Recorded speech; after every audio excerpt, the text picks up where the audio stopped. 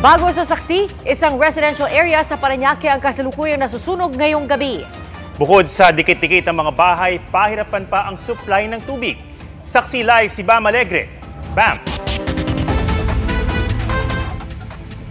Piatom, patuloy na inaapula ng mga bumbero. Itong sumiklab na sunog dito sa Barangay San Isidro sa Parañaque kaninang pasado alas 7 kagabi. At ngayon ay ito yung butas na nilikha ng mga bumbero para marating ang sunog. Tumuwid na ng creek ang mga bumbero para subukang apulahin ang sunog na sumiklab sa Lovewind Street, UPS 5, Barangay San Isidro, Parañaque City, pasado alas 7 ng gabi. Mahirap kasi marating ang bahaging ito na nasusunog na residential area dahil nasa tabi ng ilog.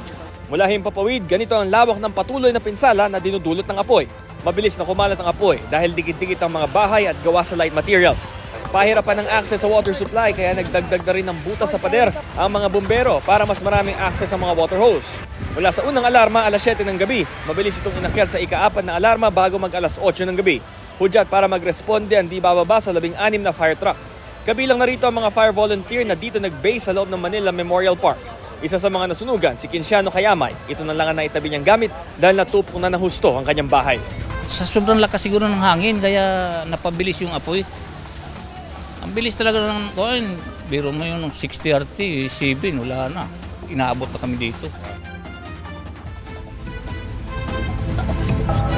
Piato, magsasagawa ng investigasyon ng Bureau of Fire Protection sa sanhi ng apoy pati sa lawak ng pinsala. Walang naitalang nasaktan o nasawi sa mga oras na ito.